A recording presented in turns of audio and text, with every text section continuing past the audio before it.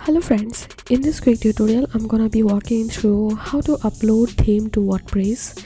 But before getting started this video, make sure to subscribe. How to 1 minute. So first of all, click on appearance and then click on themes. So we are going to upload theme, so for that click on add new and upload theme. Choose file and select your downloaded theme and make sure it's compressed in zip file. So here's my nave.